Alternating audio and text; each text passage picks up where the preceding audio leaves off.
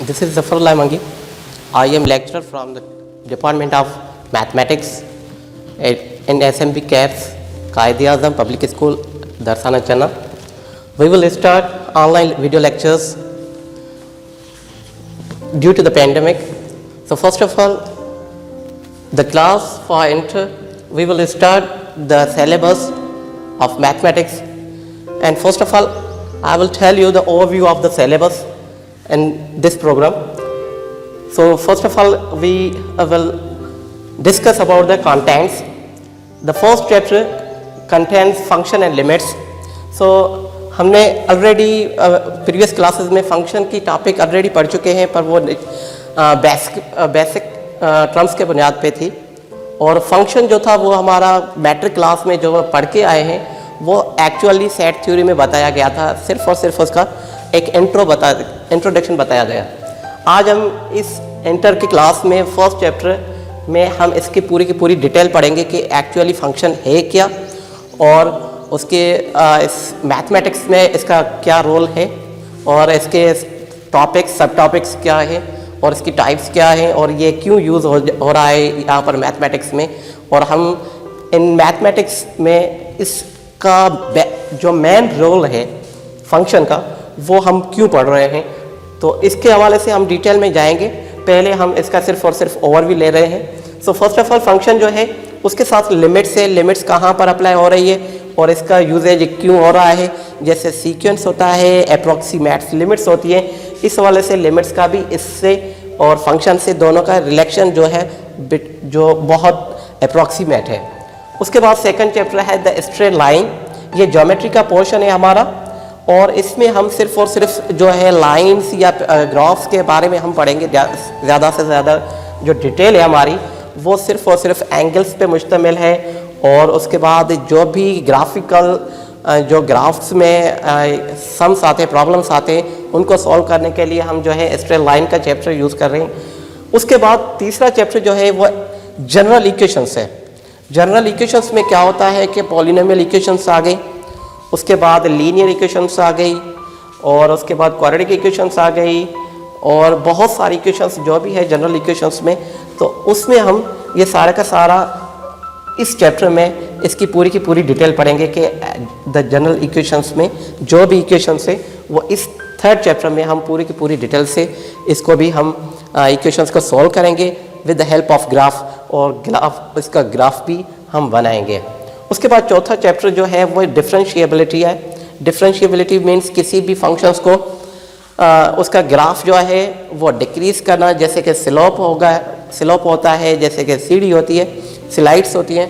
तो इस हवाले से किसी भी इक्वेशंस को इंक्रीजिंग डिक्रीजिंग का फंक्शन जो है वो डिफरेंशिएबिलिटी में पढ़ा जाता है। सो इसका भी ऐसे समझे कि ये भी जो टॉपिक है वो भी रिलेटेड है इस फर्स्ट चैप्टर से, और इसकी कुछ पॉइंट्स इसमें भी आ रही हैं। सो डिफरेंशिएबिलिटी भी एक्चुअली जो है वो same kind of the limits है। सो हम इसी को फंक्शन के बुनियाद पे, इक्वेशंस के बुनियाद पे करते हैं, फंक्शंस के बुनियाद पे करते हैं, और ये भी इसी तरह तो होता है। एक्चुअली ये दोनों सेम ही है, पर इसमें थोड़ा सा डिफरेंस ज़्यादा हो जाता है। इसमें लाइंस मीन्स ग्राफ्स बनाने पड़ते हैं जो स्लोप की तरफ यूज़ होता है, और इसमें जो टाइम जो डिफरेंशिएबिलिटी की जो एक्चुअली डेफिनेशन ऐसे समझे कि डिफरेंशिएबिलिटी क्या होती है कि जो टाइम के हिसाब से जो भी चीज़ चेंज हो उसको हम डिफरेंशिएबिलिटी डेरिवेटिव बोलते हैं। सो एक्चुअली इसका अदर वर्ड जो है वो डेरिवेटिव भी बोलते हैं हम, डेरिवेटिव। ठीक है। उसके बाद है हमारा पांचवा चैप्टर्स। अब हम क्या करेंगे, एप्लीकेशंस ऑफ डिफरेंशियल कैलकुलस। इसी चैप्टर के जो है वो एप्लीकेशंस जो कैलकुलस के बुनियाद पे आती है वो एप्लीकेशंस क्या हैं, और एप्लीकेशंस डिफरेंशियल कैलकुलस में हम क्या पढ़ेंगे, जो भी हमारा बिल्डिंग ब्लॉक्स है या ग्राफिक्स है या जो सॉफ्टवेयर से, जो भी सॉफ्टवेयर की हेल्प से हम जो बिल्डिंग्स बनाते हैं या ग्राफिक्स हम यूज़ करते हैं, तो वो एप्लीकेशन ऑफ डिफरेंशियल कैलकुलस के बुनियाद पे हम करते हैं ज़्यादा से ज़्यादा लोग। उसके बाद है छठा चैप्टर जो है वो हमारा है anti derivative. This is the inverse process of differentiability. ये और ये एक दूसरे चैप्टर जो है, ये दोनों थर्ड और ये फोर्थ और सिक्स्थ चैप्टर जो है वो हमारा एक समझे कि उलट है एक दूसरे के। अगर ये ग्राफ, लेट सपोज ये ग्राफ हमारा स्लोप में जा रहा है तो ये एंटी स्लोप होगा। इसी तरीके से अगर ये ग्राफ बढ़ रहा है, कम हो रहा है तो वो बढ़ेगा, अगर वो बढ़ रहा है तो ये कम हो जाएगा। तो इसी वजह से ये जो है दोनों चैप्टर्स एक दूसरे के एंटी है।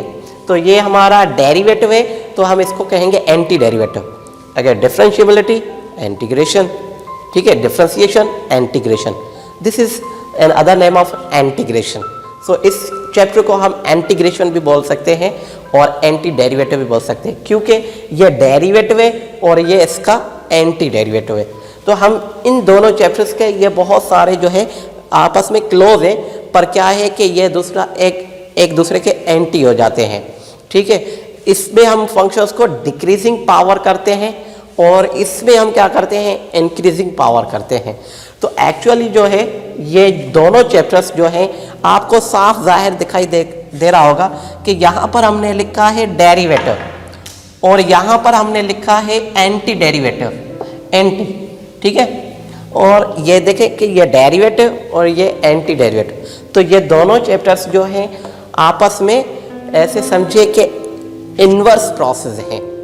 उसके बाद हम चलते हैं सर्कल पे। सर्कल जैसे कि अर्थ हमारा है, अर्थ क्या है, वो हमारा राउंड शेप में है। और ये सर्कल में हम क्या क्या चीज़ें पढ़ेंगे, पिछली क्लासेस में हम बहुत सारे इसकी पॉइंट्स पढ़ के आ रहे हैं।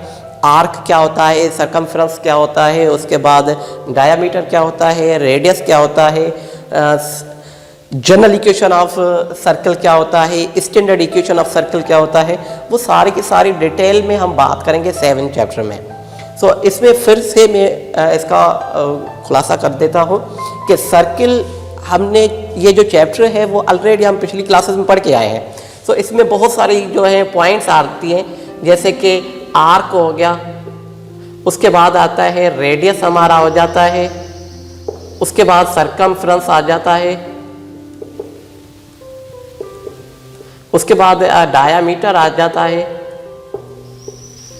और ये इक्वेशंस इसमें जो है general equation of the circle and standard equation of the circle, ये सारा का सारा जो है वो सारी पॉइंट्स हम इसमें सर्कल की ग्राफिकल ग्राफ के हेल्प से इसकी इक्वेशंस भी बनाएंगे और इसका ग्राफ भी बनाएंगे।